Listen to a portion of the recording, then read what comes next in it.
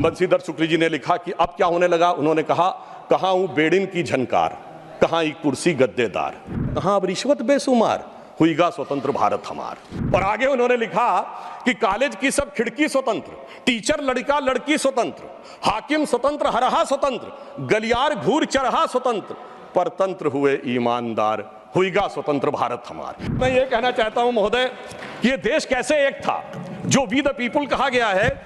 मैं बताना चाहता हूं कि जब माननीय प्रधानमंत्री जी ने श्री राम जन्मभूमि का उद्घाटन करना था तो उससे पहले वो दक्षिण के जिन मंदिरों में गए थे उसमें से एक तमिलनाडु का श्रीरंगम मंदिर है।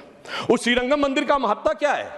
यह माना जाता है कि अयोध्या के जो कुल देवता हैं भगवान विष्णु, वो श्रीरंगम के रूप में वहां विद्यमान हैं, क्योंकि जब उन्हें युद्ध करना था, विभीषण का राज्याभिषेक करना था, तो अपने कुल देवता को वहां स्थापित किया। समझिए, अयोध्या के वो नरेश हैं पर कुल देवता तमिलनाडु में हैं। देश इस प्रकार से जुड़ता है। भगवान कृष्ण ने अपना शरीर छोड़ा द्वारका में और हृदय उनका जगन्नाथपुरी में है। देश इस तरीके से जुड़ता है। इसके बावजूद लोगों को समझ में नहीं आता कि ये देश कभी जुड़ता था। तो मैं कहना चाहता हूं, आज भी कभी जब आप पूजा करते हैं तो हाथ में जब जल लेते हैं तो पंडित क्या बोलते हैं? गंगे च यमुने च गोदावरी सरस्वती नर्मदे सिंधु कावेरी जलेस्मिन् सन्निधिं कुरु। देश की सारी नदियों का स्मरण हो जाता है। इस प्रकार से देश एक संकल्प के थ्रू आकर एक प्रकार से जुड़ता है और इसीलिए इसकी डेफिनेशन भी दी गई। अगर इंडिया दैट इज भारत कहा गया है हमारे कॉन्स्टिट्यूशन में, तो इंडिया एक ज्योग्राफिकल कॉनोटेशन है जो इंडस रिवर के इस तरफ है, तो फिर देश कैसे नहीं था? और भारत के बारे में कहा गया है, उत्तरम यत् समुद्रस्य दक्षिणम च हिमाद्रिभि वर्षम यद भारत नाम भारतीय संतति। पूरे भारत की डेफिनेशन दी गई है जो समुद्र के उत्तर में और हिमालय के दक्षिण में है। मगर हम क्या बताएं कि अभी भी लोगों के दिमाग में वो विचार है। अब मैं अगले विषय के ऊपर आता हूं। स्वतंत्रता आंदोलन।